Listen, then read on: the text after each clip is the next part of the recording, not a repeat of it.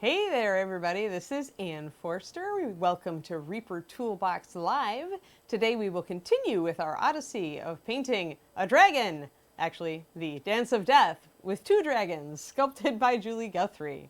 And without further ado, we'll get right into that.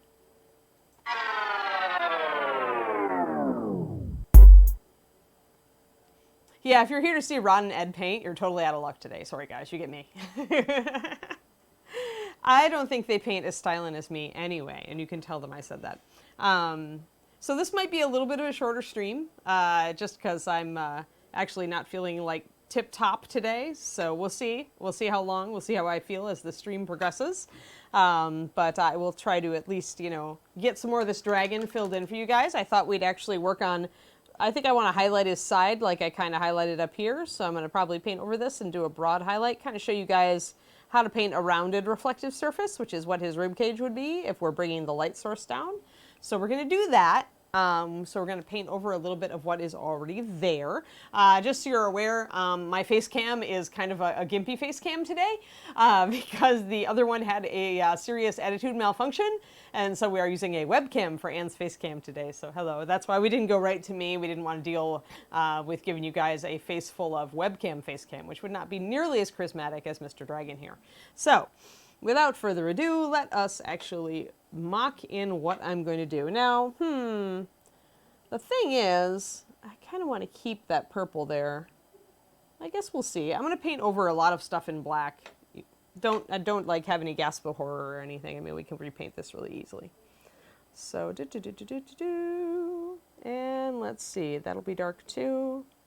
I'm going to paint that dark. I'm going to keep a little bit of this purple. Yeah, I can make more of a highlight down here. So, I'm going to just kind of block that in a lighter color because I want to show where the light is coming from. Because remember, last time we painted these scales as if the light is coming down from on top because the dragon is fighting like this. So I want to kind of paint this area lighter here to show where the light is coming from. I probably am going to have to paint over these little purple scales. Sorry, little purple scales. I'll fix you later, I promise.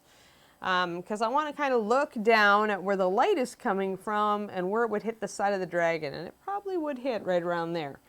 So I think I'm going to keep that little, This is where I have to really think about where my purple scales are going to go. Like I could really use some purple in there on that little row right there, but I don't know that it's going to show much because of all of this reflection. So I think I'm going to kind of table purple for now and just work with green until I figure out what I'm going to be doing. So first thing we're going to do, if you remember, is kind of block in our highlight color. We can kind of blend it out to black because I do want it to fade out. And I can do it in just a normal kind of grayish color right now. I don't really have to go. I can always go back in with the green, right? I kind of want to look at it and make sure that it's kind of showing, that's kind of a highlight. In retrospect, I could probably have kept those scales somewhat dark because they're under this line of scales up here. So I'm going to maybe paint that in again. This is all like adjustment, and it's the normal adjustment that I do in the painting process. I very seldom do anything right the first time. I more often will kind of screw it up the first time and then go, oh wait, it should be like this instead, and then I'll correct it. Which is not a bad way to do things. It kind of makes you learn how to troubleshoot yourself, which as a painter is a very useful ability. I mean, it's always good to get other people's feedback too, but it's even better if you can fix the big stuff yourself before you go and seek other people's opinions. Let's see here. So there will also be, I'm kind of looking where his belly is. I don't want to go down all the way to there, but there kind of would be probably a secondary highlight coming in there somewhere. Let me see. The thing about highlights is that you get a lot of, if you've got a big reflective surface, you're going to see that reflection from the environment, and it's going to be in kind of several waves of reflection. Like it should never just be one big light, one big reflection. It almost never will be because there's going to be other objects in the environment. So I'm going to actually, maybe I'll do purple back there. This is where I'm really running into the fact that I want to do purple. I want to do purple, not green. So maybe I'll make some purple scales back here. I just need to look at where my purple scales are likely to be. It also is complicated when I'm trying to do more than one color on the dragon. It makes highlights and shadows a little bit more complicated. So I kind of have to pay attention to that, what I'm doing, what colors I'm working with, where I want them to be. Oh, it would help if I have my glasses on, I suppose. I mean, the dragon is far away, but I am still not nearsighted. There we go. That does let me see scales a little better. All right, let's see here. Blend that in, blend that in. And I'm just going to block in, so it's going to look very rough. But essentially I want to see that this looks somewhat real, right? I'm just trying to lay in stuff and see if I'm getting the effect that I want. And if I am, then that's great. Then it's just like we did up here and did on the arm. It means that I'm more or less in the right direction, and I just need to refine things. Whereas if things aren't reading right, then I have a bit more trouble, and I may need to adjust more. I think this is going to be okay. Just going to block in a little green here. I'm still not sure about that purple underlight, though. It may not work. I may just have to choose certain scales to go purple after the fact, or continue with my line of purple here down the back where the edges are just going to catch the light, and go green with the body. Like I said, it's a back and forth process. I often will do this on a model where I'm just kind of screwing around and trying to figure out. Actually, you know what? I'm going to move my water cup so you guys don't have to see my arm all the time, since I do rinse my brush a lot. I should talk about that, actually. Get in the habit of rinsing your brush a lot. It's really an excellent tool. One, it keeps your brushes in great condition, makes them last longer, I find. Because you're always, if you get in the habit of frequent rinsing, then your paint never has much of a time to build up in your brush or dry in your brush, which can help preserve your bristles for longer.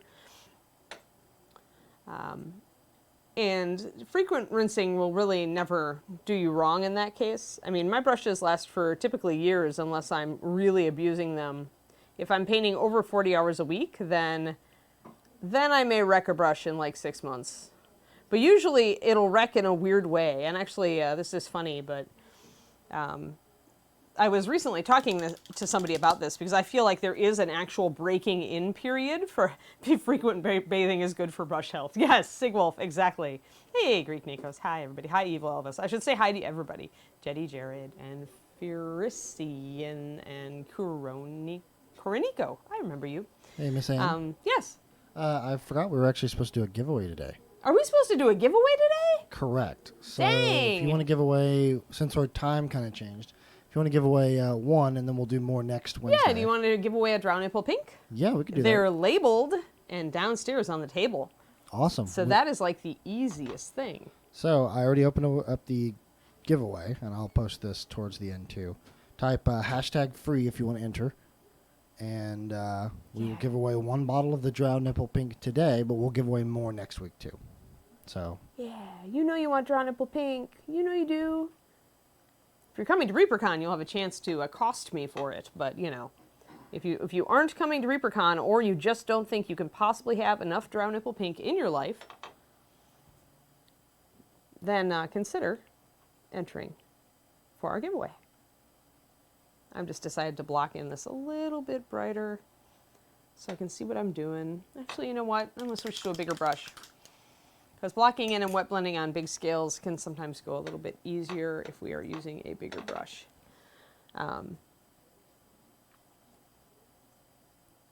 Since I am putting purple up here, I am actually going to sneak my purple into my lighter color. Why not? Purple is good. Everybody should love it. And you totally derailed me, Justin. Now what am I supposed to do? Sorry, I have another announcement too. Oh, no. Ignore the deleted messages. Your entry was still taken. I still had Moobot on the. Is Moobot being a...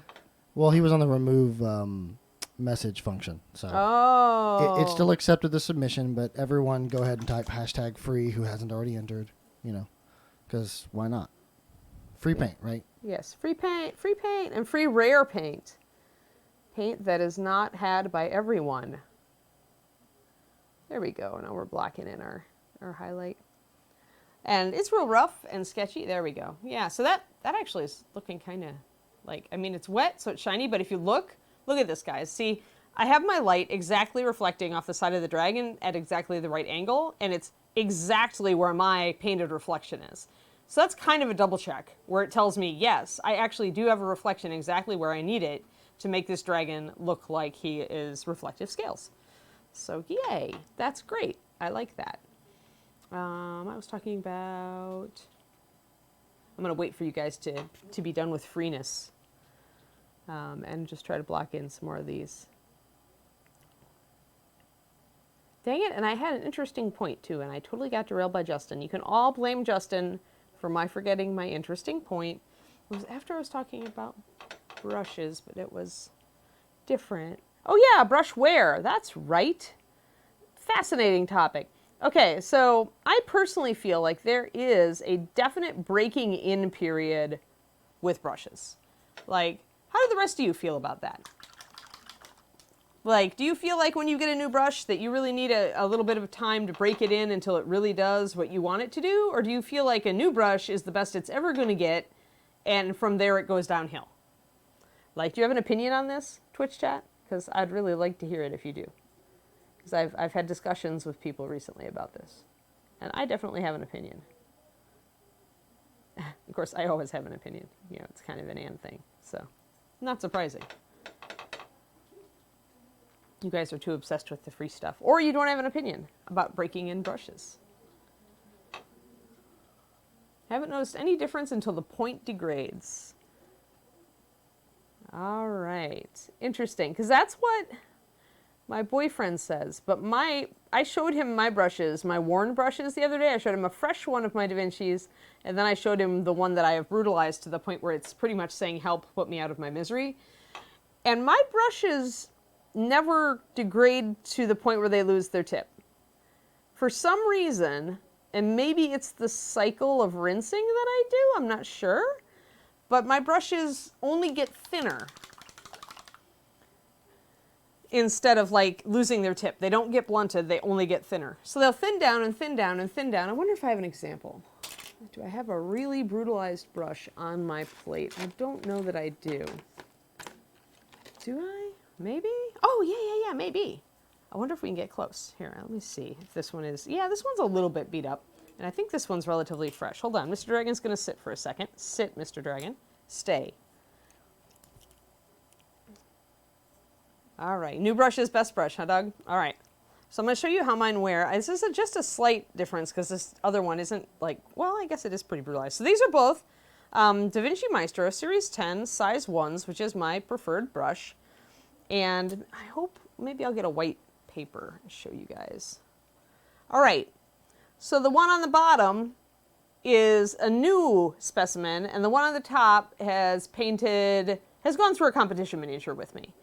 So it's been subjected to, you know, at least 60 hours, maybe 80 hours of hard use. But you see how it's just thinner? Like, it still has a totally razor point. In fact, I can do more with fine detail with my top brush, my brush that has been brutalized, than I can with my fresh brush. Yeah, that's true. The tip will get more flexible. That's true, because it is thinner, right? It doesn't have as much hairs to hold it together. Synthetic, definitely new is as good. You're right, Sigwolf. For synthetic, that's absolutely true. Yeah, and that's also true, that you need time to tame the hairs that go rogue when they're new. Yeah, which is conditioning. Yeah, exactly. Yeah. Kind of firm like you get. Yeah, and see, so that's different. So what that says to me then is that there's something in the way that we all use our brushes, and it could be something like brush stroke, or it could be rinsing, or you know, how clean we keep them, whether we condition them. But there's something that makes all our brushes wear differently, and I find that very interesting. Like, I almost want to quantify that, although how you do that, I have no idea. It sounds like it would be pretty darn fascinating, though, to figure out, like, you know, why do my brushes just get skinnier, but I can do tiny micro detail with them? Because in talking to other people, their brushes do not wear like mine do, and I'm just like, I'm not sure why. I'm not sure what I'm doing differently. But part of me really wishes it could find out, because I'm curious that way. I'm mixing up some pure white, actually some dragon white. Haha, because I'm painting a dragon. No, because I want to put a brighter highlight here. So I will actually hit it with a little bit of pure white, which I don't think, we did a little bit on the scales up here on the edges. Just to give it that shiny look. I do need to thin it a little bit more though, it's going to be really harsh. All right, there we go. And I need to do that. I have a bottle of water solution that I keep just for this handy dandy application. My palette is clicking on the table. Apologies for the big clicky noises.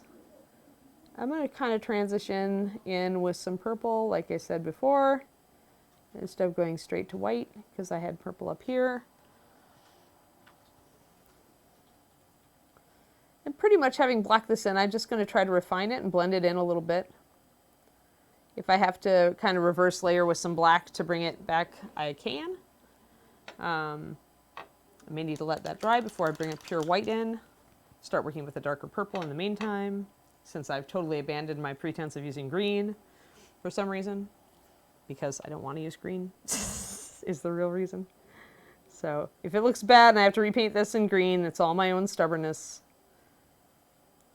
I just felt like purple today. What can I say? Sometimes you just feel like purple, which is why there's Drow Nipple Pink, which is more purple than pink, to be fair. But then, you know, you can't always control the skin coloration of the Drow models that you're using for, you know, photo reference for your skin tones with that, because Dark Elves vary a lot. That's what we find. So you don't always have the same reference for your Drow nipples. It's just the way it goes. All right, just kind of blocking in some more purple because I like purple. I do not want to lose all my black though, so I do have to kind of watch that and watch what I'm doing. Kind of blendy. This is kind of half wet blending right now. I'm probably actually dancing along the hazard line because I'm working with it when it's starting to dry. So I could easily skin it up if I don't watch out. So I do need to watch out about that.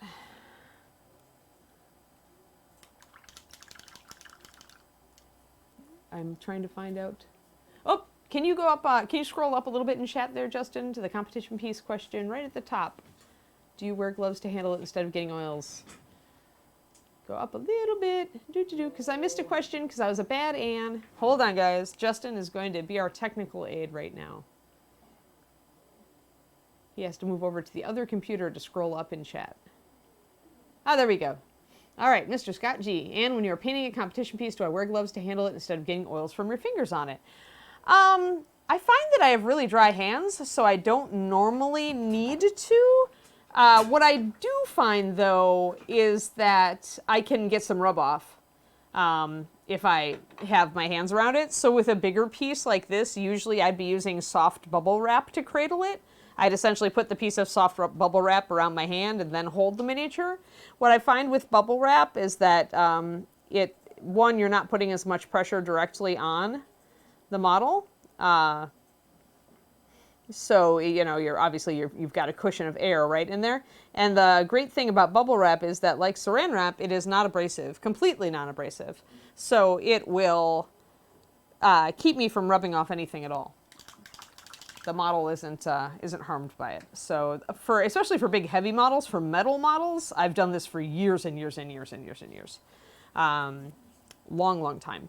Because I just found that solution and I've liked it. It has the additional nice thing of when you have to put your model down, you can just set it down on the bubble wrap instead of setting it on a hard surface. So it's got kind of a natural cradle built in. But yeah, rub off is usually more of a problem than oils on my hands usually. I don't know that I've, maybe like, I can think of one model that I've maybe handled so much just because I've tried to repaint it 3 times that I've actually gotten a bit of glossiness. But I also find that if I get a bit of glossiness on the paint from that sort of thing, I can repaint it.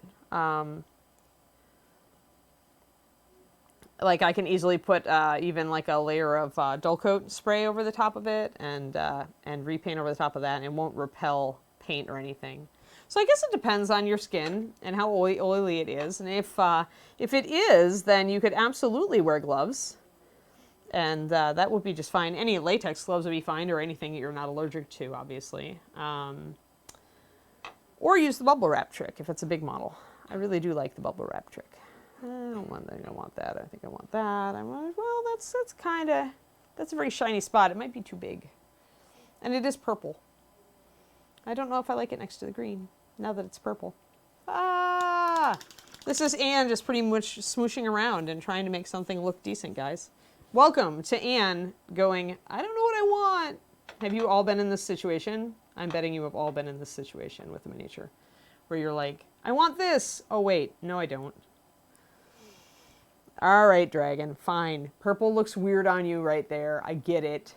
Oh, you know what we could do, though, Dragon? We could just glaze. We could take some pure swamp green and glaze it over that, and I bet it would take that purple right down. So let's grab some of our beautiful swamp green, which is 9175, which is one of my favorite olive greens. One of my favorite greens, actually. Also is great for doing glazing across like gray stones for basing if you want them to look a little bit wet or algae, you know, like dungeon tiles that might have some algae growing or like really dark grimy moss. It's just a great color for that. I use it for glazing on gray a lot. All right, I'm gonna not thin this too much. Pretty much just want it to be actually almost a heavy wash because I want it to knock out the purple.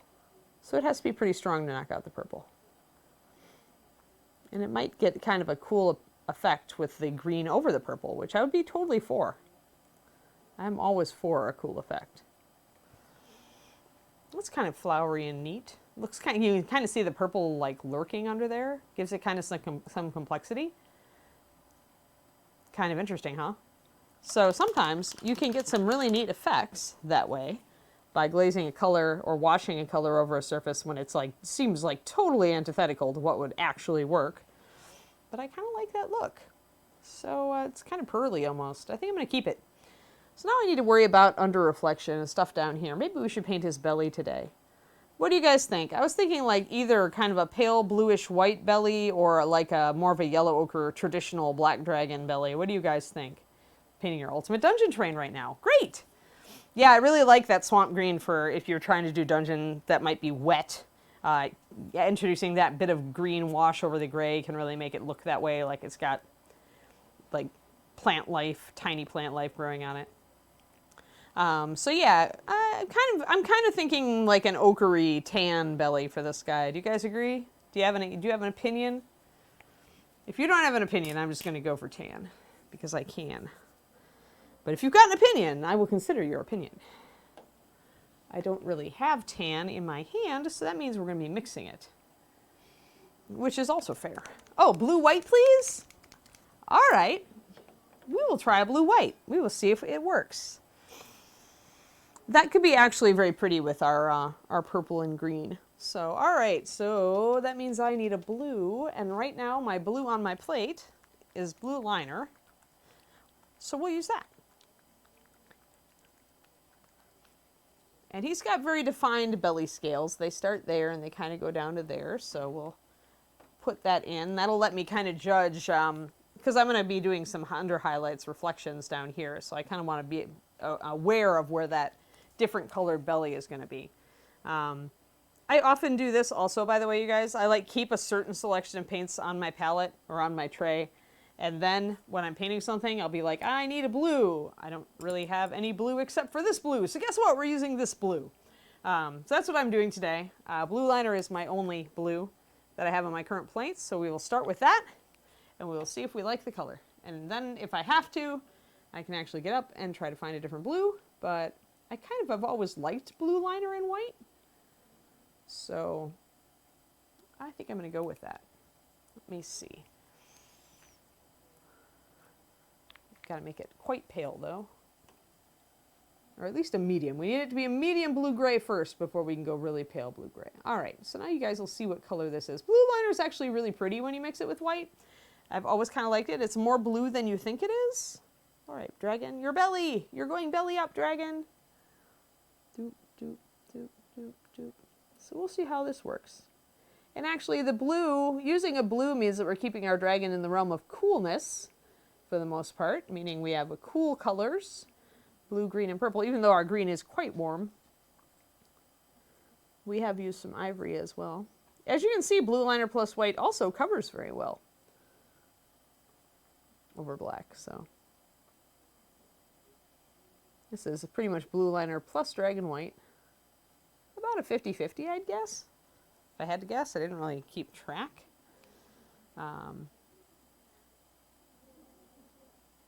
Black and tan. We are not painting the dragon like beer.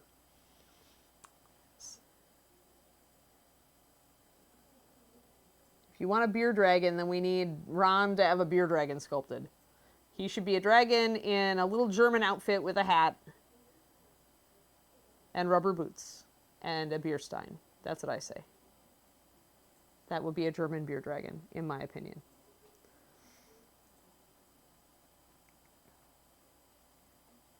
And if you don't get the rubber boots reference, then you may have to Google German Sparkle Party, but only do that if you're not at work. I gotta snort out of Justin. My life is complete. We are painting our belly. Actually, I like that belly. Someone needs to make that happen for Bones 5. I'm glad you think so, D. Clearman. I think so too. Although I don't know, I haven't even tackled Ron about the thing I always ask for during Bones Kickstarters, which is a life-size fairy dragon. Because we could do one, dang it. We could do one, but we haven't done one yet. And I want to know, where is my life-size fairy dragon? Cosplayers everywhere would love us if we did. Ooh, steam-powered dragon built from beer barrels. That's also amazing. That could be the follow-up to the steampunk dragon, clockwork dragon. That would be pretty awesome. It's the clockwork dragon's kind of drunken brother. There we go. Yay, dragon in a beer stein. A cute little dragon in a beer stein. That would be like a project for Jean. Like Rocky the Red in a gigantic beer stein. Or Rocky's little tiny brother who hasn't grown up and shouldn't be drinking because he's way too young. Yay, there we go.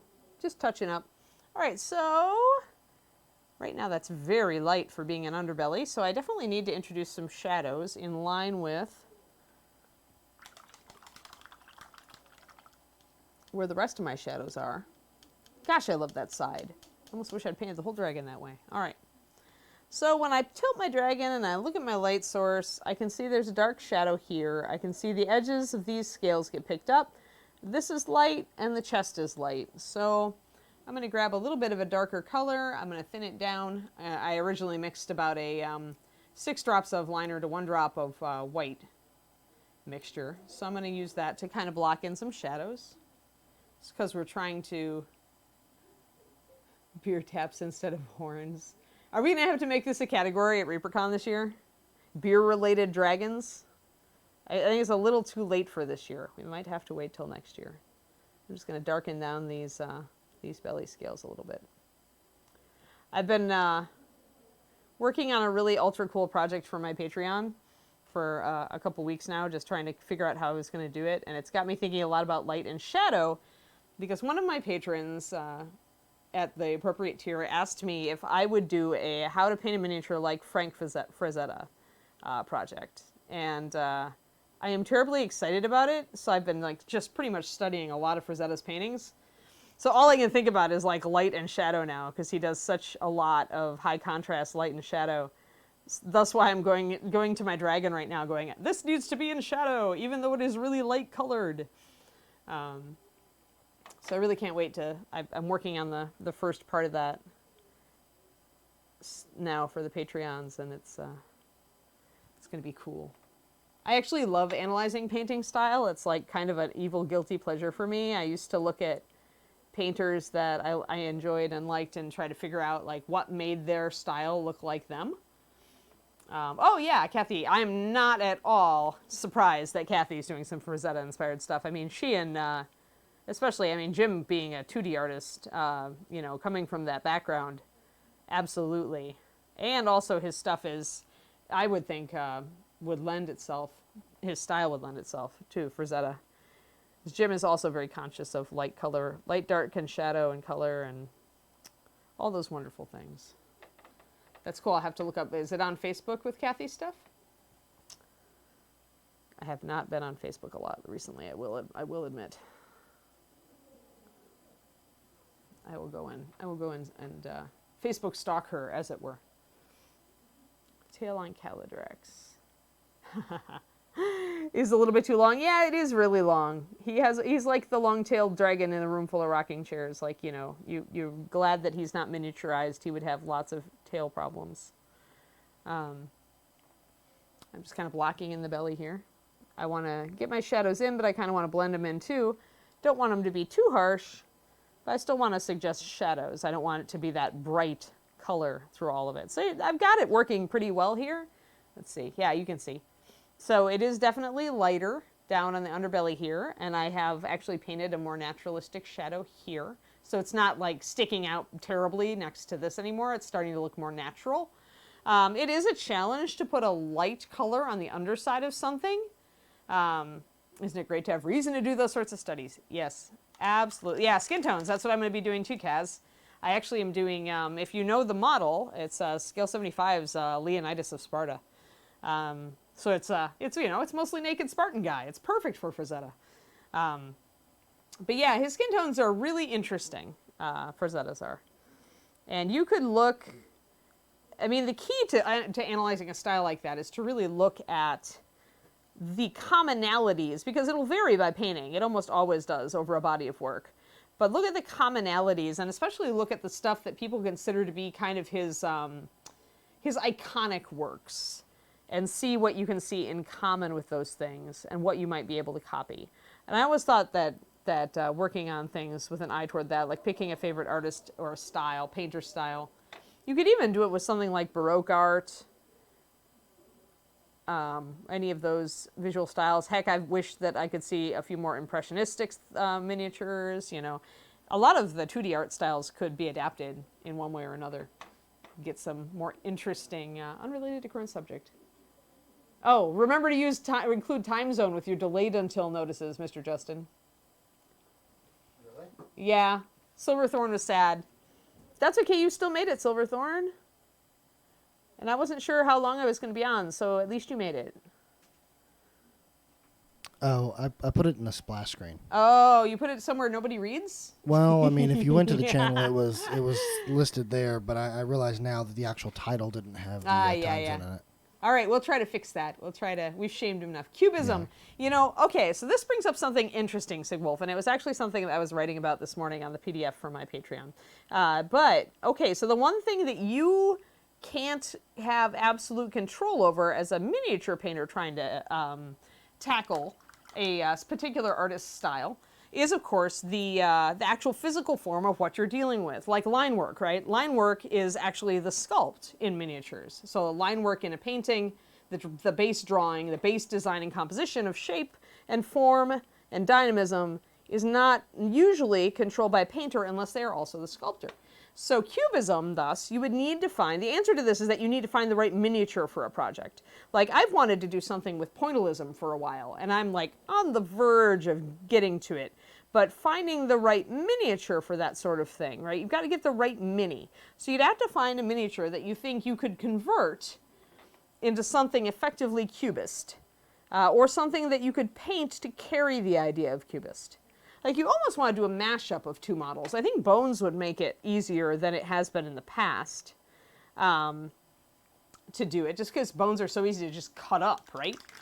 Yeah, background, you're right, Evil Elvis. Yeah, unless you've got a backdrop. Although, I think that the best miniatures, like the most mood-evocative miniatures these days, they have put some sort of background, right? Some people only just put a single vertical panel behind the model to suggest a backdrop, and that's very effective. Some use like a diorama, and so they'll actually do a backdrop of stone wall, or yeah, exactly. Yeah, similar technique to pointillism. Yeah, and a lot of people do pointillism the brush stroke, but what I want to see is pointillism like Seurat used it, in the way he used it with colors. because he did more than just paint with tiny dots. Because there's a guy who's really famous on CMON. I don't remember. I'm sorry, guy, if you ever see this. I don't remember who you actually are, but he uses the brushstroke of pointillism very effectively. But otherwise, his color choices are very. I guess I'll have to look at Proctor's Merman project, because maybe Proctor is so good with color, he might actually be doing more like Surratt does, and less like painting a normal miniature just with dots. So I think there's a difference there. But it would not surprise me at all to see Michael actually doing something closer to Surratt's pointillism, because he is so color cognizant. He's so very fluent in color. I will have to go check that out. Yes, visual mixing. Yes, Rainbow Sculptor, exactly. Woohoo! Well, if he does that, then awesome. He's already taken my idea and probably done it better than I will. But I always thought that was cool, right? It needs more people to play with that, right? Really hard on 32. Yes, on 20 to 32, I think so.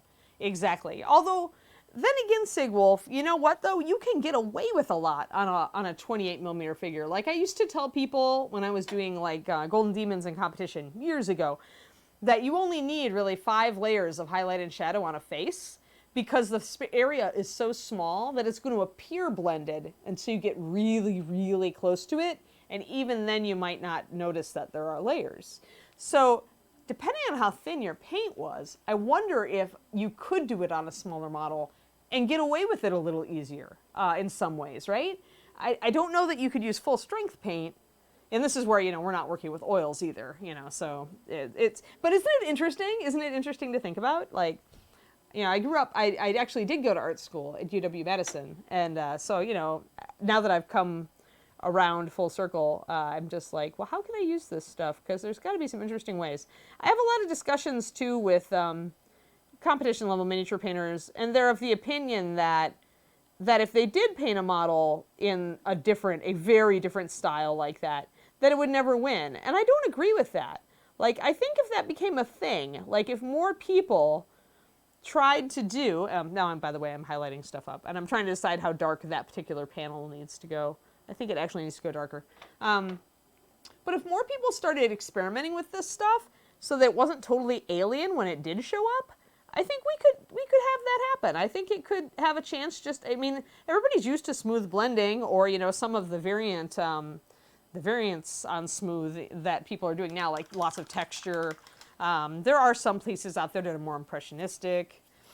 Yeah, Sigwolf, isn't that the terrible? It's like you've got tons of ideas and no time to try them. That is me with my Patreon and with every competition model, where I'm like looking at these models going, arg, I want to paint all of them, and I have no extra hours. So I have to choose. All right, so that's how I'm kind of shading and highlighting right now.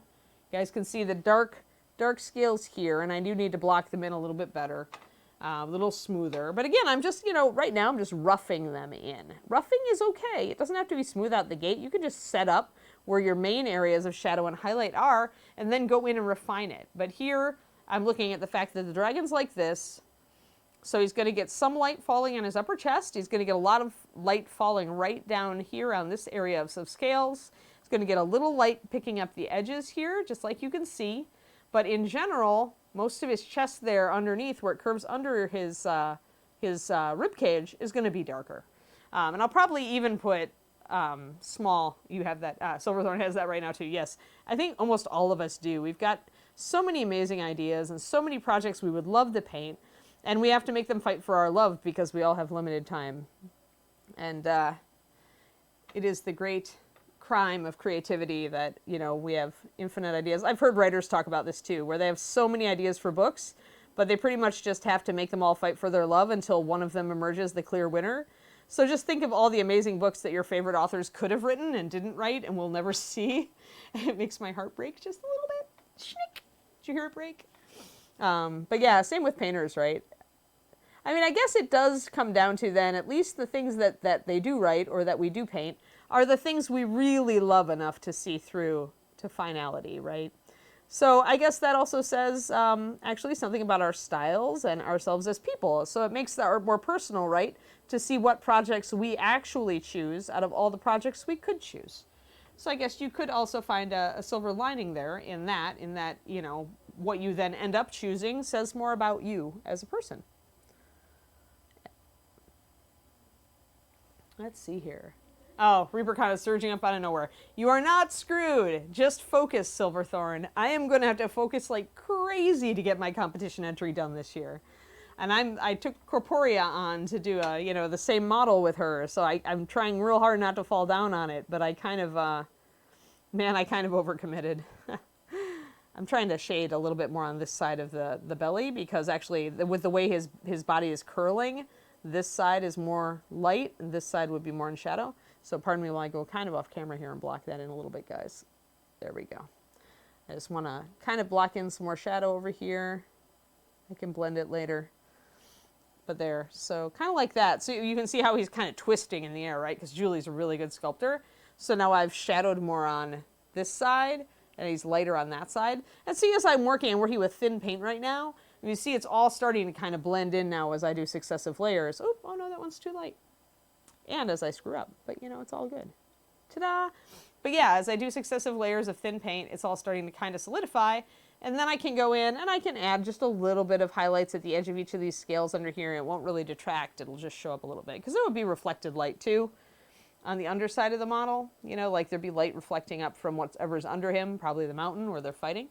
So you do keep that in mind. You don't make it all dark. I mean, in some styles you would. In Frazetta's style, you would. We do have limited time. That's why, aw. Well, thank you, Evil Elvis. But yeah, we're not screwed about ReaperCon yet because ReaperCon is still over a month away. We have 5 weeks. For me, I'm trying to keep my panic level down by just telling myself if I paint, even if I can only make half an hour of time a night, I can get substantial work done. Because that gives me 3.5 to 4 hours a week. And usually on the weekend, I can make more than a half an hour a night. So, maybe 5 hours a week or more. And that's 25 hours. So that's a lot of time to get a model done. Well, there you go. Yeah, so it's all like, it's all in make a commitment to just paint a little bit every night. And if you miss a night, don't kick yourself. That's also key. Just get back on the horse and get on. What you're essentially trying to do is just establish the habit of painting. Painting every night. And so then you become the kind of person who does paint every night. And then if you miss a night, it's not a big deal. You just start doing it again because that's the kind of person you are. One of the secrets of effective habit formation is to tie it in with the way you view yourself. If you want to be the kind of person who paints every night, then you can become that person. It just takes a little bit of effort. And then, it gets a little more difficult when you have like distractions like significant others or pets or video games or other things. So then you have to kind of figure out how to life hack yourself, right? Like you got to figure out how you're sabotaging yourself and how to get around it. How to make it more attractive to do the one thing and less attractive to do the other thing. Matte medium and acrylic gesso. Okay, gesso usually has white in it, doesn't it? Am I wrong? Because gesso is put down on canvases to prime them. Whereas matte medium is usually transparent and it's made to go in a thin layer or be mixed into paints to make them more matte and more translucent. But gesso, I believe, is thicker and usually opaque. Matte medium is not terribly thick because it's meant to be mixed into paint.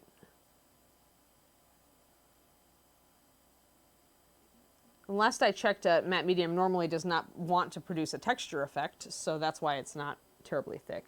Whereas gesso, at least when I used it to prime canvases when I was in art school, gesso was definitely textured because often people would use that as their initial layer of texture on the canvas, like to actually add texture to the canvas. Yep, yeah, if you're seeing this, you've got it in one. Yep, that's how I remember. I just wondered if it had changed, it's been a while since I was in art school. So there was a chance that there was a new gesso that was different. But yeah. Gesso is not good for priming miniatures for that very reason, because it's thick and it tends to have texture. So unless you're working on a very, very large model and you want to introduce texture to the model, somewhat randomized texture too, since the stuff is kind of hard to work with, as I recall. It's not really good. I knew somebody who tried to prime miniatures with gesso once. I was like, no. It was not pretty. All right, so we've got at least, I think that's going to make a good belly color. Yeah, I probably like that better than I would like it'll go up to white as we get closer, you know, as I get more highlighting in. But I think that's actually a pretty effective belly color. I kind of like it. Oh, yeah, my problem with that, firstly, my worry about that would be that gesso is just got too rough of a texture. Like that the texture might show up in the gap. Yes, actually gesso on terrain would be brilliant, I think. Yeah, it might be good for terrain. Yeah, yeah, like Evil Elvis and Silverthorn say.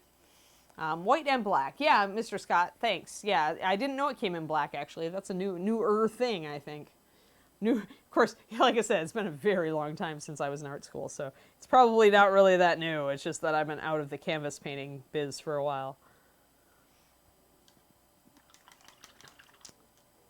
Yes, definitely type your hashtag free if you want to be entered to get a bottle of Drow Nipple Pink. Not the rarest paint in existence, but close. I think I made only 100 bottles the first time I made it. And that was the only time I made it up until very recently. It will appear again at ReaperCon, but you could get one early. And it's a really pretty color. Tends to shrink and tighten up as it dries. Wasn't terrible for Warhammer minis? Well. Yeah, shrinking and tightening up as it dries is a function of the base usually. Like the base resin that they're using. I'm going to just actually play around with using some lighter highlights now on this belly down here just to play with it. What time is it? I said I was going to do a little shorter stream today because I wasn't feeling great, but I'm doing okay right now. So I'll at least try to figure out these belly scales and see if I want to lighten them a lot. Okay, so I thinned my paint way down so that I could get a nice kind of blended brushstroke. You can see my brushstrokes are way too thick here, so I went and added more water. And now I've got a much nicer brushstroke. So, and that's also why I'm using this thin brush, is because thin brush, thinner paint, remember. I'm just going to say that until I have everybody chanting it. Thinner paint, thinner brush. Trust me. I know what I'm doing most of the time. Maybe I don't know what I'm doing, you know, with certain topics. But on the subject of this, I'm pretty reliable. Most of the time I'm okay on cooking too lately. That's an okay topic. But things like, you know, car repairs, not reliable. Don't ask Ann about that. DNP. Oh, yes, I could get a bottle of Drow Nipple Pink up here. In fact, if we had a Collins, he could go and rescue one from the paint department. Is Collins around? Let me see what I can do. Yeah. So we could produce that toward the end of the show, probably. I'm kind of liking that. I'm kind of liking how that belly's coming up. I'm going to work on it. I'm going to keep working on it because I'm having fun. And whenever you're having fun in painting, you should keep working on it. Although I did hear recently that one of the keys to doing creative work is to quit while you're still having fun. I think a lot of us push it, and we don't quit while we're still having a good time, like we quit when we get frustrated. So there's a tip for y'all. If you're trying to really, you know, like if you've gotten burned out or you've gotten kind of frustrated, try to, you know, paint and have fun with it and quit before you hit the point of frustration. Like say, I've had a lot of fun tonight and I'm going to stop now, instead of trying to like keep going and taking a chance that you're going to run into a frustrating area. And that helps to link painting with positive stuff in your head so that you look forward to it and you can keep a really good attitude about your progress. Because let's face it, this hobby is a lot of mental gymnastics with yourself sometimes.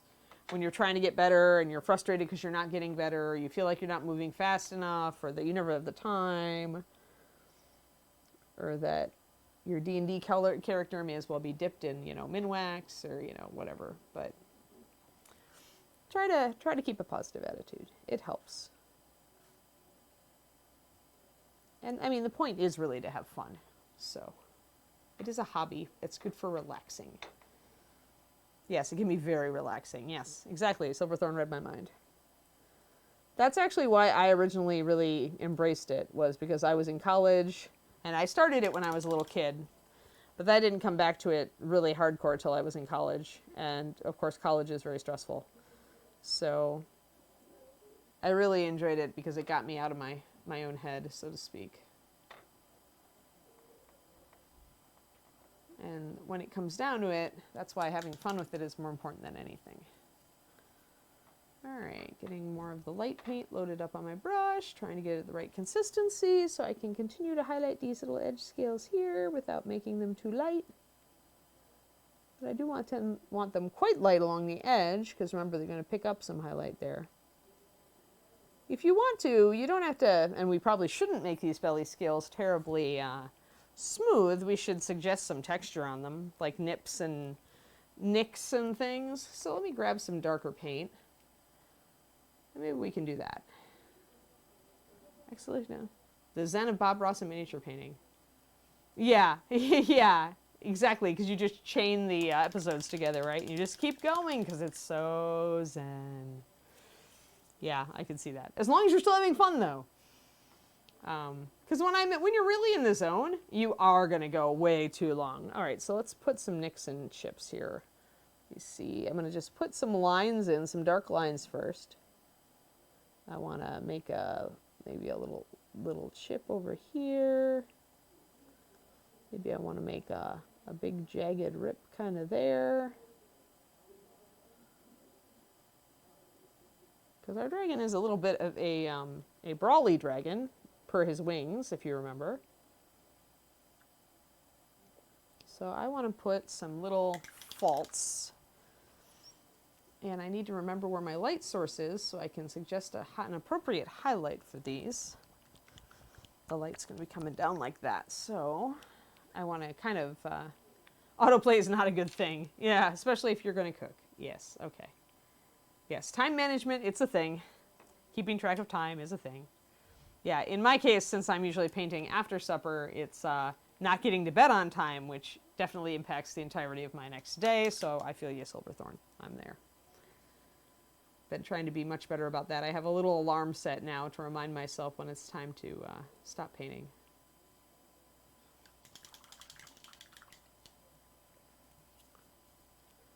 Otherwise, if I'm really in the zone, I'm just going to go with it. All right, so let's put a little highlight down here at the bottom of this jagged thing. Yep, that isn't quite strong enough. Oops, pizza night, guys. Yes. Which, you know, if you have kids, they're probably like, yay, mom forgot to cook again. But, you know, makes you feel kind of bad. Or dad. I guess it's dad's cooking as much as mom's. Actually, my dad preferred to be the one to cook. In my household, my mom did not like to cook. She doesn't to this day. Oh yeah, removing paint by dabbing it with a makeup sponge. You can use all sorts of sponges for that. But makeup sponges are nice because they're small. Yeah, getting any sort of like artifact or randomized effect that way can really help. If you're trying to get a randomized surface effect to build from, gives you a really nice something to start from. All right, so there we go. So that's getting there. He's got some nicks on his belly now. I kind of like that. That's better than just plain old scales. I can also take some highlight color and suggest the edges are a little bit weathered. I can actually do, if you're going to do that, if you're going to try to make kind of like their old scales, it helps to use kind of a brownish color to do that, to fade the color a little bit. Because if it's an edge that's getting dry and brittle, it's probably not as vibrantly colored. So I like to use driftwood brown for this, 9162, especially if I'm doing dust effects or fading fabric effects, and highlight it with like creamy ivory. So I'm just going to grab a little bit of this. I'm going to see if I can mix a little bit of my blue with a little bit of driftwood to mute it out. You just want it to be kind of like muted brownish color. I'm going to mix some white into it. So I essentially want to suggest a faded color effect if I want older scales. Let me rinse out. Always rinse your brush and reload it. Do not mix with your brush and then apply paint because you will lose control very easily. should have as little paint on the brush as you can manage so that you can do fine effects. So I just want to suggest that the edges are getting kind of cracked and beat up here. I'm going to leave some lines. I'm going to make my lines variable length, some short and some long, to suggest that the edge, and this is probably not showing up like, well, you can see a little bit of a color shift there. I can add more white. But if you're not using as bright of a color to highlight your edge, and you're using a little bit of brown in it, which will make it, you know, in the case of blue, it makes it really fade out and gray out. That can help in suggesting that your dragon's scales are older or worn, not as vibrant as he was as a hatchling. I'm going to try to bring this in a little bit stronger here. Sadly, it's an awkward angle. I'm fading it out, and maybe I'll take some driftwood and thin it down and put a glaze of driftwood over that scale if I wanted it to be older. Older scale, boom, boom. See that? Paling it all over there. A little bit too strong, but I can wick that off with my brush if I'm fast. Just get water on your brush, wipe it off on your paper towel, or in my case, your pants, because I have expendable pants. And there, so that fades out that one. See how that third scale there is kind of faded now? It's not quite as strong of a blue.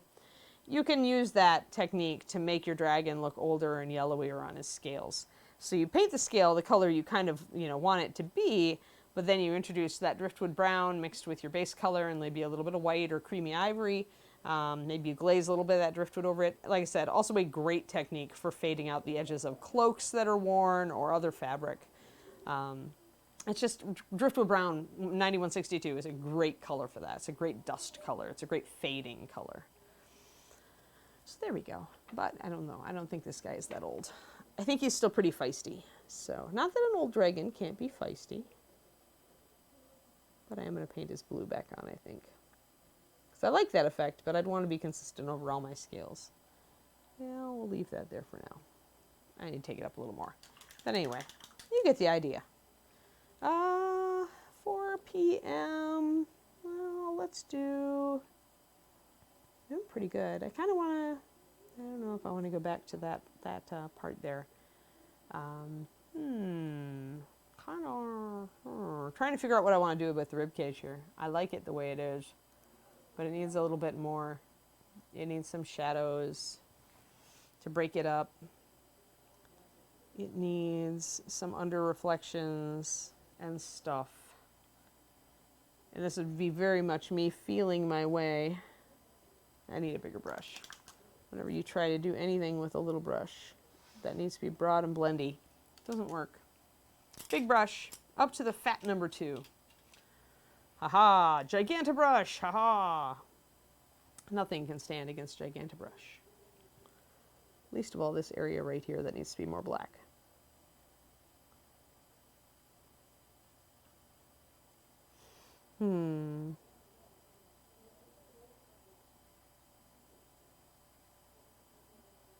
Because I am losing a bit of my black, and I don't want my dragon to end up all olive green either. I'm getting very complex on the side of the dragon here. Very color complex.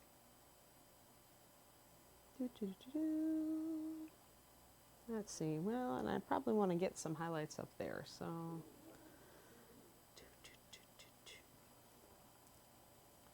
Just trying to bringing up my greens down here again. After that space of black. I'm really gonna have to tune this guy at the end to try to make sure he still looks like a black dragon. Because I'm putting so many other colors on him. So it can be hard sometimes to keep that I am a black dragon look. When everything in your eye is just seeing so many different colors. But yeah, we can do it, maybe. We'll see. Once I add in, and actually, you know what? I will do that. I will,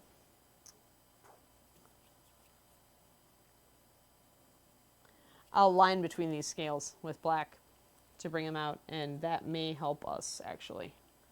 I'm also going to put in, though, my brighter green down here. Right there where it would start to stand out. Now that I've got that blue for his belly, I kind of almost want to introduce that somewhere else. Maybe on the inside of his paws, the underside of his paws. We'll see.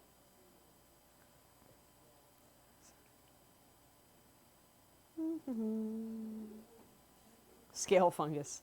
Yeah, poor guy. I'm pretty happy with the way that side is looking. Like, I want to block in more. I've got some white showing through. I need to fix that. I want my purple scales up top. But overall, very swampy. I'm liking him. This dragon is not bad, I hereby pronounce. He has reached to the part of not bad. I don't know if Ron likes him, because hypothetically, the art director should somewhat approve of my job on said dragon.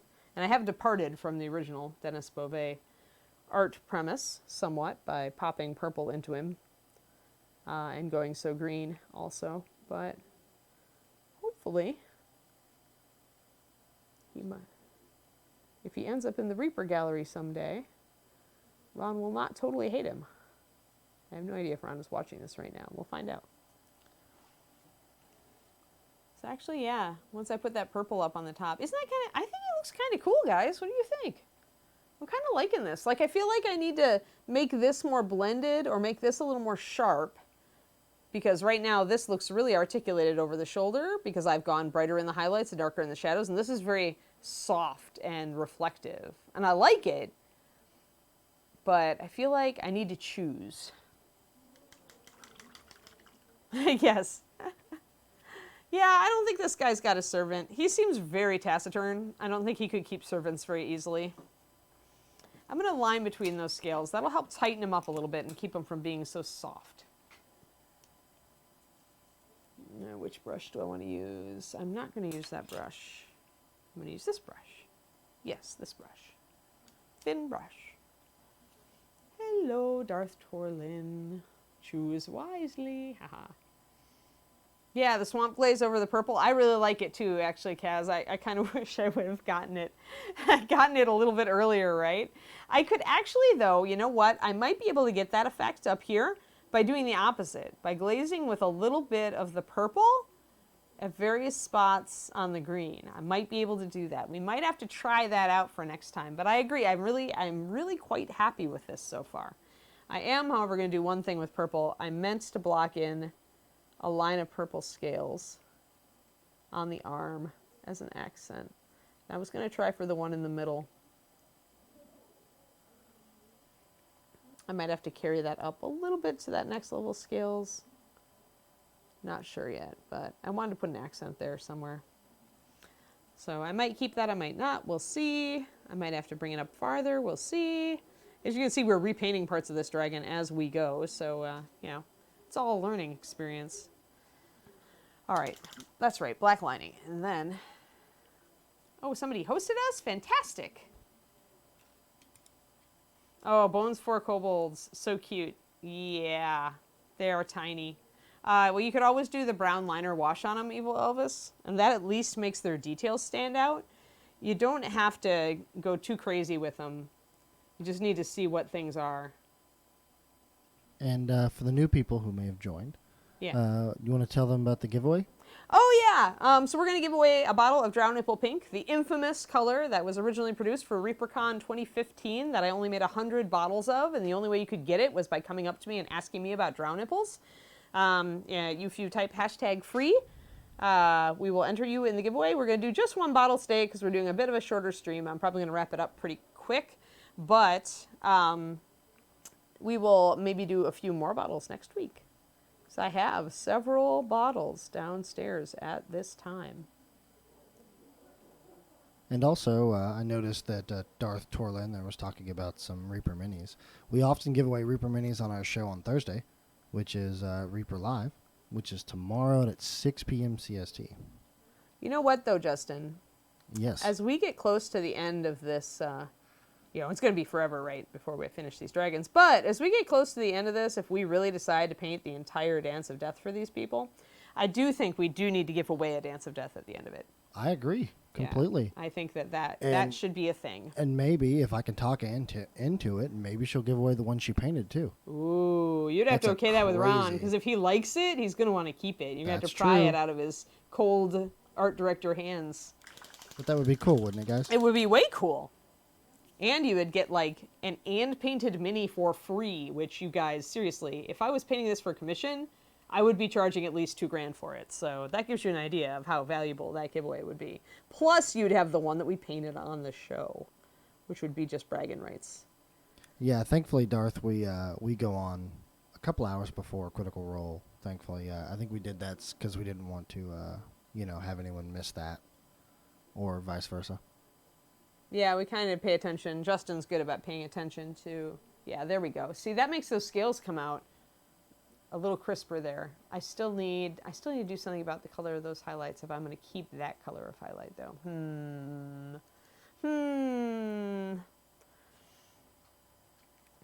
I don't know, guys. There's so many decisions to make on this dragon. It's like every day that I get on painting this dragon, I like it more and more, but I paint it someplace, some way totally different. That's the problem with doing an episodic show. It's almost like I surprise myself with every episode. I'm just putting my lines in on the purple there to decide if I like it there. And it seems as if Collins ignored my It's all right. my text. I can go grab one real quick. Just don't melt the stream down while I'm gone. I'm not permitted to melt the screen down? No, Aw. anything. Well, Don't- all right. I am going to paint this line of purple scales. You go run down and get one. No Ask one break Sadie it. or Sarah where it is. All right, perfect. My minions will know. Hold your breath, It should guys. be on the white table up against the wall. It should be a full bin of it. We're gonna make Justin go and run and do things now, so we should say all sorts of ridiculous thing in Twitch chat.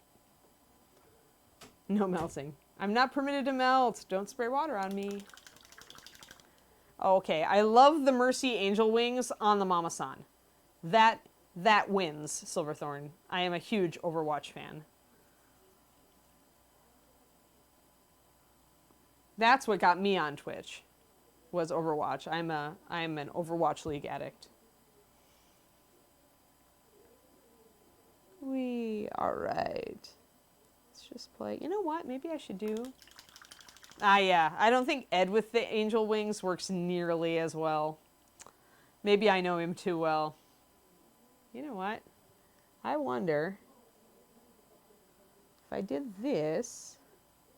I'm gonna do an experiment. I'm gonna do something totally different. If we melt the camera, well, sorry, Justin, we tried. But I'm gonna try to kind of get the effect we got up top, down low. How long have I been painting? Or how long has everybody been painting Darth Trollen? I've been painting an atrociously long time. I started painting when I was a little kid. I think I was 9? I think it was 9, because that was when I got my first D&D book, and my parents also bought me a box of the little Dungeon Explorers miniatures from, I think, Grenadier. Did you find it? Yes. All right. And so, I mean, I am pretty ancient now. Everything now has Mercy Wings. Ooh, okay, so picture of the draw nipple of pink. So there, okay, so this is making it look not as purple as it is, this camera. It is not brown, it is actually purpley. It is more purpley than it looks. So the color correction is throwing us off here right now. But it is a very good, it's just a pretty color. Here, let me get it up on some paper. And it's going to look a little dark on white, sadly. But it is a really pretty purpley, lavendery. That looks a lot better. There you go. See it? It's very pretty. Everything has Mercy Wings. I also think the opacity in the bottles tends to mess with it sometimes too. Yeah, Justin is right. The opacity of the bottles kind of gives it a lighter, misted over color. So this is true. Wait, what was that? Did you say Justin was right? Yeah, I did. I don't hear that very often. I so. know. Ron and Ed never tell you that. I'm trying to play around and see if I get... obviously I needed to take my purple a little lighter before I did it on that leg. See, guys, I'm trying to reproduce my effect here, but I needed to do a highlighted purple first. So now I've rolled over Mr. Dragon. And I've learned, yes, and Mr. Dragon definitely has some rub-off on his other side. So I will have to actually grab my bubble wrap before I start painting the other side of the dragon. Or make him a cute little stand. I haven't decided. I might be able to make him a stand, but... problem is, it's so handy to just hold on to him. Okay, Bob Ross with the Mercy Rings is pretty good. 4 years ago, Games Workshop. Yep. Cool. Yeah, I painted Games Workshop for a long time. After after my start in mini painting as a kid, I put it down for a long time until I went to college. At which point, I painted stuff for my D&D game and for my boyfriend's BattleTech game and all that sort of thing. And then I started working at the game store in Madison, Wisconsin, which is Pegasus Games. At that time, they had one on State Street. And all my coworkers pretty went, you can paint? You need to play Warhammer with us. And so I actually got into Games Workshop at that point, too. And Games Workshop, even though they are somewhat of an evil empire, as all large companies tend to be, nonetheless got me into competition level painting, because I don't know if I would have ever pushed myself like that if I hadn't wanted to win a Golden Demon. So it definitely led to Anne becoming a good painter, because I would look at stuff in White Dwarf and I would think, I can do that. And eventually set out to win a Golden Demon, and my friends were like, yeah, right. And then I called them from Baltimore and went, I did it. And they went, what? So that was a very vindicating moment. So yeah, I did Games Workshop for years. I don't really play anymore. I have an Eldar army. I work on it every once in a while if I feel like it. But mostly nowadays, the fact that I have my Patreon, which I adore, and I love to spend time writing stuff for, and also painting stuff for. My Patreon takes up a lot of my free time now, so I'm more focused on that. And I guess I haven't really told you guys yet, my Patreon is patreon.com/paintingbig, because I tend to use bigger models on there, because I really love painting big models. And we have fun. We have a lot of fun on there. I started it relatively recently. I started it in January. So it's a baby Patreon. It's adorable. But I just we made our first goal, and I bought shiny, gigantic lights like we have here in the Reaper studio. So I set them up yesterday, Justin. I love how I love how diffused the lighting is now. I'm really looking forward to seeing how it is on video. So. Me too, actually. Let me know how that goes. Yeah. Yeah, so far I really like the quality of the light, though. Yay! Sorry, I'm trying to highlight the dragon thigh so that we can highlight it like it kind of was highlighted up here. So I can put a green over it and make it look kind of like it looks up here, and see if we can repeat this happy Bob Rossi accident. Thank you for the sub, Taveria. Oh, yay, subs. We like subs. And actually, in between the stream and earlier, I meant to say this. Thank you for the sub as well. Firesian? They were in chat earlier. I think they're still here. Oh, okay. Yes, I've been bad about calling out subs. I've been trying to kind of look at people and what they're saying. Bright light, yes. Here we go. All right. There we got some highlights. Now I'm gonna throw that olive wash over it and see if we can get the effect we got. Let's see here.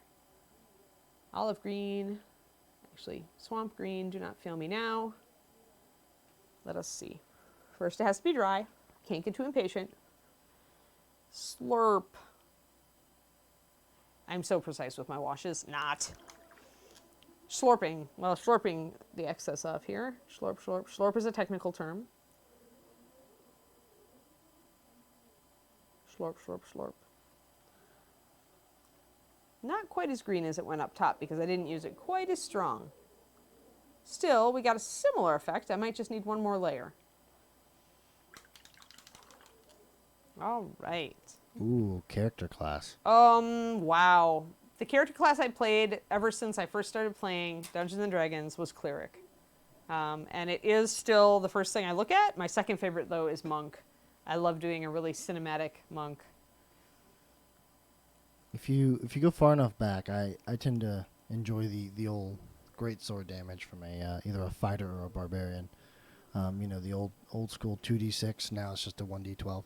Oh, But we're actually going to start up a Pathfinder game pretty soon for 2.0, and I believe I'm going to play a Goblin Rogue. So Rogue is my other favorite.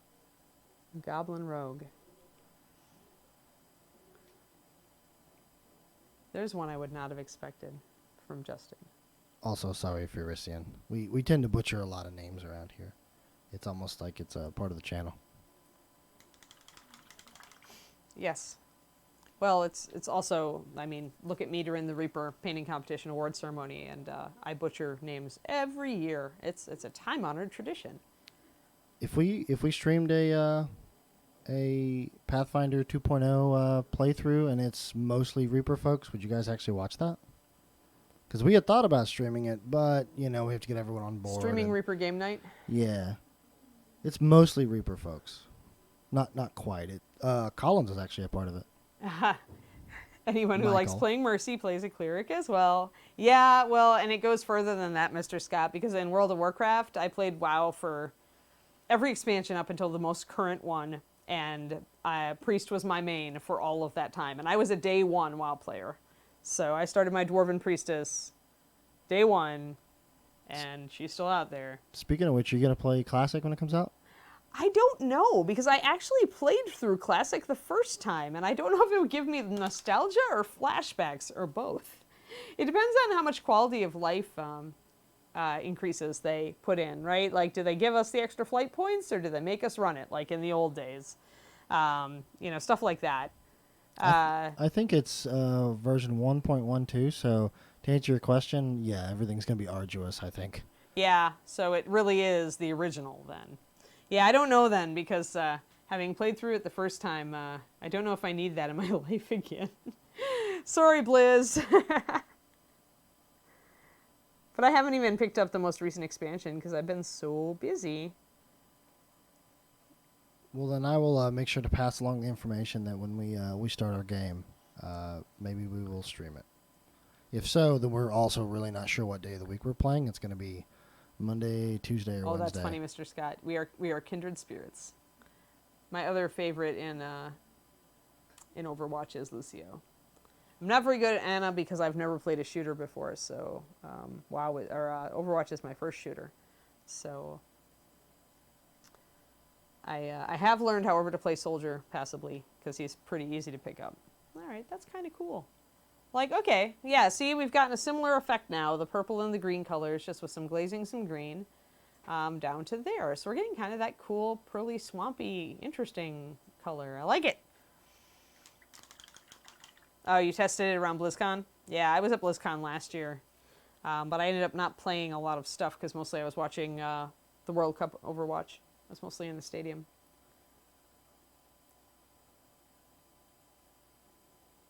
Where the United States always underperforms, yet somehow makes you think they could have done so much better.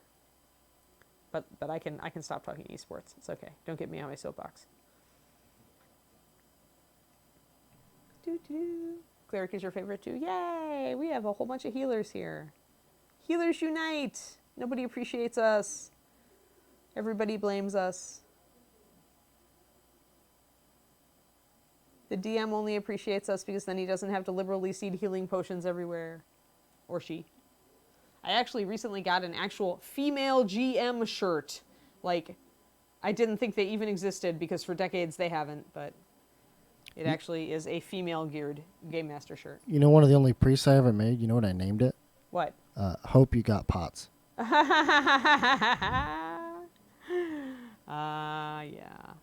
Because I tend to either tank or Oh, the just virtual deal out ticket damage. is your friend, Silverhorn. Yes, I agree. After being there for a year. Okay, it was kind of cool. Okay, going to BlizzCon. It was neat to go once. To see the costumes in person, to get the experience, to be in that huge stadium watching Overwatch with all those people. That was really neat. But having had that experience, I do not know that I would go back unless I was really into WoW again and maybe into a couple other of their games, right? Because only being into Overwatch, I don't know that it would be worth it for me again. And even then, if I was into more games, even then, you know, because everything is standing in line. It's getting to be like Comic-Con.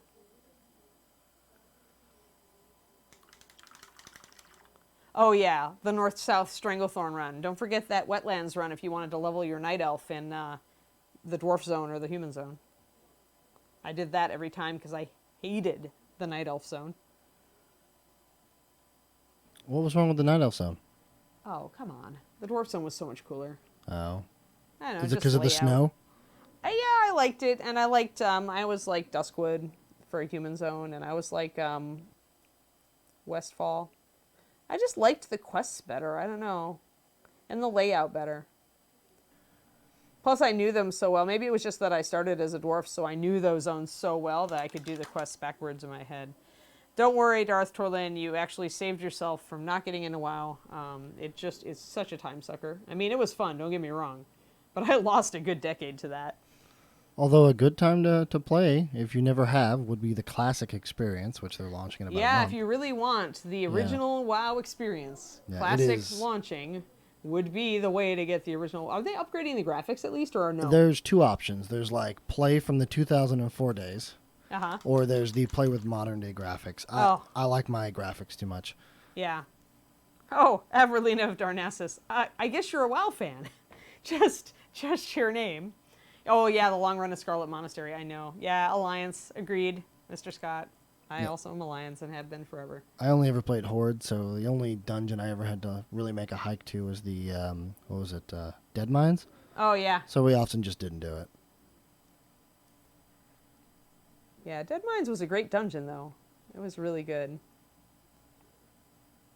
That it was. One of the best bosses ever. Yeah, see, I agree, HM Road Dog. Exactly. Getting around in the Elf Zones was always a pain. Oh, we've got Hordes and Alliances here. That reminds me of the Tauren starting area. That is the hands down worst starting area of Tauren. Any character. And I did play a Tauren for a while because originally I wanted to be Horde because I wanted to play a Tauren. We ended up, all my friends decided at the last minute they wanted to go Alliance, and so we ended up going that way. But I did play a character. I played a Tauren Druid up to around level 30 or 40, just to see it. I mean, I always like the trolls too. It's got a nice roaming like plains feel, but they literally mean roaming plains because that's what's in between you and your quest marker. Yep. Yeah, agreed. All right, so I'm just playing with purple at this point, just trying to get these scales to look better, but I'm using probably too big a brush, so I need to refine them. Anyway, I'm kind of liking the purpley pink thing going on there. I need to refine it, make it look a little better. I need to decide if I want to do it more up here or if I like that up there. Cowland was one long lope. Yep. I did like I liked the themes of the Tauren quests, but yeah, it was a... But then again, then you get to like Thousand Needles, and then that was awesome, right? There were areas that the Tauren were close to that were fantastic. I actually like the underwater version of 1K Needles better. Yeah. Unpopular opinion, actually, but I like the little boat they give you. Yes, I like the boat too. And you're not always getting assaulted by invisible mountain lions. Absolutely. Ones that have phased into those columns that you just never see. Yeah, and just kind of pounce out the minute you go by. And then they hit you and stun you, so you slow down, and then more of their friends get you, and then it's just ugly. Oh boy. Wow. See, now you are bringing on the WoW flashbacks. All right, guys. I'm slowing down. I'm gonna hold it there. I am really happy with how my side of my dragon is turning out here, so I may have to go back and repaint some sections. I'm not sure yet. Maybe. George, your got milk name is awesome. But yeah, remember, we're getting down to the end of the show. If you want a bottle of Drow Nipple Pink, oh my gosh, Ermagerd, Drow Nipple Pink, Perfect. Look, it's real. It has a number and a label and a Texas, just like everybody. We have bottle. Yeah, we're going to give away 2 of them, so go ahead and enter now if you haven't. Yep, it's hashtag free if you wanted a bottle of Drow Nipple Pink, especially if you're not going to make it to ReaperCon, because that's where it's all getting given away. Oh. We won't talk about WoW all the time. Sorry, we got derailed, Darth. Yeah, this is actually the first time ever. Yeah, we've never brought up WoW before. But we're definitely open to talking about. Yeah, Anything. thanks for seeing. Yeah, I mean, this is how I paint, right? That's why streams are cool, because it lets me just kind of wander through and mess up and fix it and screw around with it. I mean, that's how I paint, right? So it's absolutely, you know, and you don't sweat it, right? You just paint it again if you don't like it the first time. So it's never set in stone. Thanks for the sub reel. Huh? Oh, Oh, we had yay! a sub. Yay, resub. A 2 resub. months. That's true. A 2 months resub. We've been entertaining for 2 months. Oh, longer Wow. than that. Oh, yep. Somebody else will watch a Pathfinder game. There you go. All right. Well, then I will keep that in mind, guys. Yeah, I've always thought that messing up and showing you guys that I mess up and how I mess up and then just fixing it is honestly like, you know, what you guys, it's valuable to you. And not only do you get to see that you know, of course I'm making as many mistakes as anybody, but you also see how I fix it. And sometimes the answer really is just to paint over the top of it and start fresh. Because if you don't like it and you're frustrated with it and you just keep trying to improve it, it's probably just better just to start from a fresh place instead of wasting that time and just getting successively more frustrated. Vote for Pathfinder game. Many vote for Pathfinder games. Good. There you go. Sounds to me like you have to DM it too. Oh no, That would I be cannot DM Pathfinder. 3.5 gives me hives. Hey, technically this is 2.0. It's a little different, slightly. Do we have a Discord? No, we don't. I think we should, but I don't think Ed and Ron understand that Discord is awesome. It's on one of I have one of these It's lists. on our list. It's Yeah. on a list. Yeah. It's kind of up to us to push Yeah. that stuff. Someone's got to enact the list. So keep asking for it, and then we can get a Reaper Discord eventually. That is there's true. There is an unofficial unofficial. Discord. Yeah. It would be cool if there was an official one, though. I agree completely. All right. Well, Anyway. cool, everybody. I'm going to wrap it, and then Justin will determine who wins our little giveaway. Are you going to do Yes. that now, or are you going to do it after? When do you I'm do gonna it? go ahead and just do it now. All right. I'm going to give it to Justin then.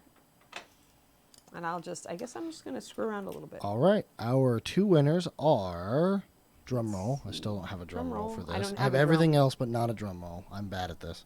Haha. Sibling 2023 Ooh, sibling. and Wariana. Wariana? Yes. I think I'm saying that right. I'll go ahead and just announce it in chat here. Can you type it? Yeah, Yep, type right it there. in chat. Now, if you won, go ahead and send us an email at. Hold on. You know what? I ask this every Thursday, and I always throw it over to Ron, and now I've actually done the most egregious thing and forgotten the email. Oh, no. Yes. You also used egregious in a casual sentence, which is why you're cool. Oh, thank you, Anna. I appreciate that. This is why you should DM. Okay, so Maybe I'll do a guest GM spot. reaperlive at reapermini.com. If you are Wariana, which it looks like that person has spoken up, or you are sibling 2023. Oh, there they are. Yay, Reaper sibling. Live at reapermini.com. And I still haven't fixed the ability to put email addresses in there. I don't know why Moobot's doing that. I'm sorry, Silverthorn. Moobot is silly. That's why. Yeah. We are going to give away some more Drown Nipple Pink next week, I think. Yes, we will. We'll give out a nice handful of bottles. So. Yep, you have not missed your chance. Just tune in next week on Wednesday. Hopefully we'll be back to our normal time, which is normally 1:30 in the afternoon, Central Time, USA. There's just a little bit of disruption this week, Awesome. as happens. All right. So once again, reaperlive at reapermini.com, and I need your handle for Twitch, and I need a valid shipping address because I cannot fax it to you. How do I can they try, but do it they won't work. email that to you? Yes, they would. So Awesome.